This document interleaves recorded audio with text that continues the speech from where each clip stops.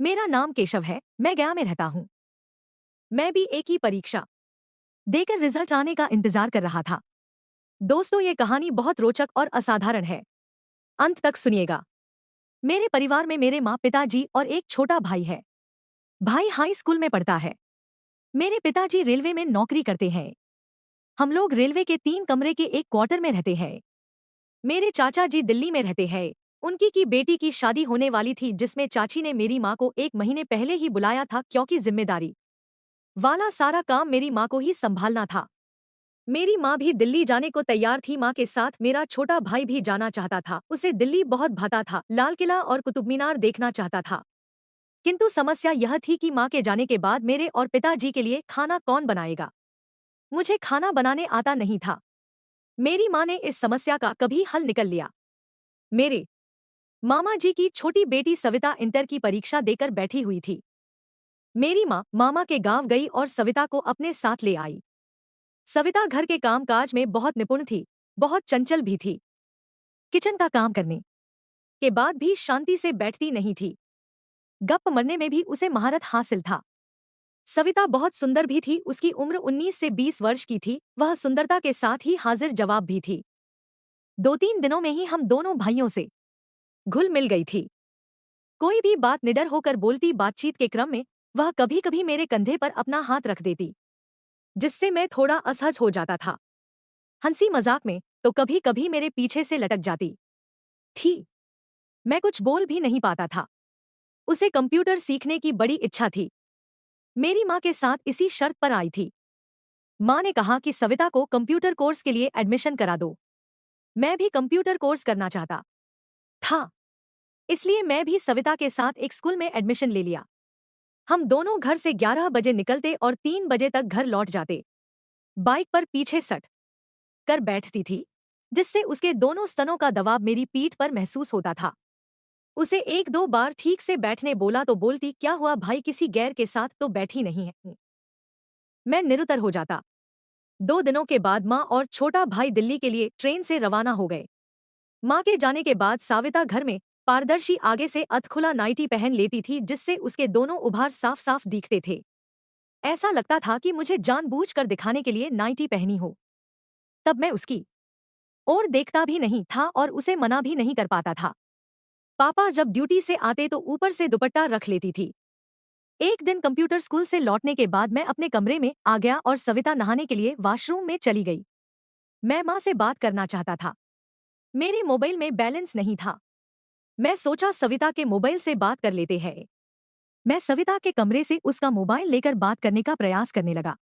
उससे पासवर्ड पूछा तो बता दी। उसके मोबाइल में कई गंदी फिल्मों का नोटिफिकेशन देखा तो मैं दंग रह गया। मैं चुपचाप उसका मोबाइल जहां से उठाया था वहीं रख दिया। वॉशरूम से आने के बाद सविता चाय बनाई। मेरी चाय मेरे कमरे में रख गई और खुद अपने कमरे में पलंग पर बैठकर चाय पीने लगी और मोबाइल पर बिजी हो गई। मैं कुछ देर बाद धीरे से कमरे में गया और उसके पीछे खड़ा होकर देखने लगा। बड़े चाव से एक गंदी फिल्म देखने में व्यस्त थी। उसे मेरे उसके पीछे होने का पता ही नहीं चला। अचानक मुझे खांसी हुई तो साविता डर गई और मोबाइल छुपाने लगी। मुझे डांटते हुए बोली, भाई इस तरह छुप छुप कर मेरी जासूसी क्यों कर रहे हो? आजकल कौन लड़का लड़की ये सब नहीं देखता है। मैं निरुत्तर होकर अपने कमरे में आ गया और सोचने लगा, सविता बात तो सही बोली। देखते तो सभी है परंतु बताता कोई नहीं है। कभी कभी मैं भी तो देखता हूँ। अगर सविता देख ही रही थी तो कौन सा बड़ा अपराध कर दी। मैं उसकी जासूसी करने ही क्यों गया? मुझे खुद शर्मिंदगी महसूस होने लगी। मुझे अपने कमरे से निकलने का जी नहीं कर रहा था, परंतु सविता बिल्कुल नॉर्मल थी। अपने कमरे से निकलकर किचन में बिजी हो गई। थोड़ी देर के बाद साविता मेरे कमरे में आई और बोली, भाई क्यों मुंह लटका कर बैठे हो, आओ किचन में मेरी थोड़ी सहायता करो, कम से कम सब्जी काट दो। लेकिन मैं साविता का सामना करने की हिम्मत नहीं कर पा रहा था। इसी बीच पापा ड्यूटी से आ गए। साविता पापा के लिए चाय पहले ही बना चुकी थी।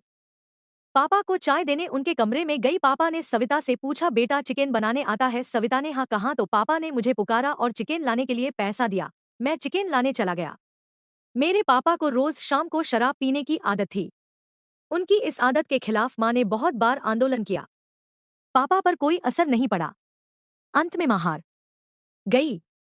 पापा में एक बात खास थी कि बाहर से पीकर कभी नहीं आते थे। हाँ, अपने साथ शराब की बोतल लेकर आते थे। पीने के बाद चुपचाप सो जाते थे, किसी से कोई बातचीत नहीं करते थे। कभी कभी पीने के लिए अपने एक स्टॉफ को बुला लिया करते थे। मैं चिकन लाया और किचन में रख दिया। सविता चिकन बहुत स्वादिष्ट बनाई। पापा का स्टाफ आ गया था। चिकन के साथ पापा आज थोड़ा ज्यादा ही पी चुके थे। जैसे तैसे खाना खाने के बाद पापा अर्ध बेहोशी की अवस्था सो गए। रात्रि के 10 बज चुके थे। मेरा खाना मेरे कमरे में साविता रख गई थी। मैं खाने के बाद बेड पर लेटा हुआ था, नींद नहीं आ रही थी। आज की घटना पर कई तरह के विचार मेरे दिमाग में घूम रहे थे। मुझे तो आश्चर्य हो रहा था कि सविता पूरी तरह से नॉर्मल थी। थोड़ी देर बाद सविता मेरे कमरे में आई। मैं बहुत डर गया। बोली, भाई उस कमरे में अकेले डर लग रहा है, क्या मैं भी यहीं सो जाऊं?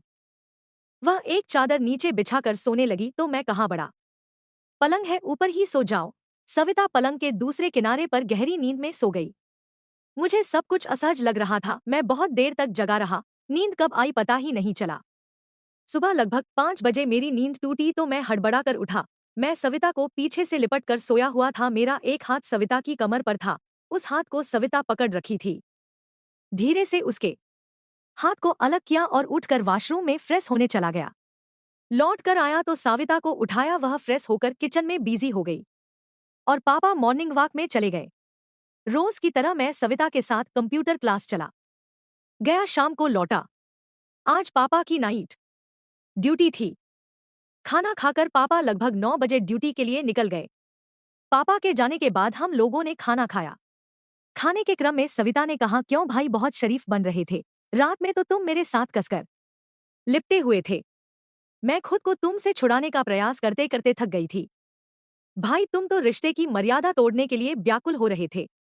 मुझे नहीं लग रहा था कि तुम नींद में हो। कुछ याद आ रहा है या भूल गए? मैंने कहा, तो तुम जगा देती। मैं क्यों जगाती, तुम तो बहुत शरीफ ठहरे। मैं देखना चाहती थी कि तुम बाउंड्री पार करते हो या नहीं। मैं भी अब खुल गया।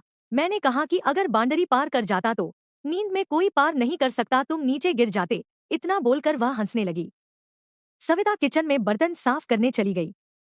मैं बहुत दुविधा में फंसा हुआ था कि सविता रिश्ते में मेरी बहन है, उसके साथ उल्टा सीधा काम करूं या ना करूं। अगर किसी को पता चलेगा तो मेरे बारे में क्या सोचेगा। परंतु यहाँ देखने कौन आ रहा है? घर में तो पिताजी भी नहीं है। मेरे कई दोस्त अपने रिश्ते दी बहनों के साथ शारीरिक संबंध बनाए हुए थे। मेरे पास कई उदाहरण थे। मैं दर्शनिक रूप से सोचने लगा कि मानव का भी अजीब अजीब समाज है। एक समाज में रिश्ते के भाई बहन में ही शादी होती है तो एक समाज में ऐसे करना भारी अनुचित माना जाता है। सविता के अध खिले वक्ष स्थल को देखकर आज मेरा मन भी काबू से बाहर हो रहा था। किचन से निकलकर सविता अपने कमरे में चली गई।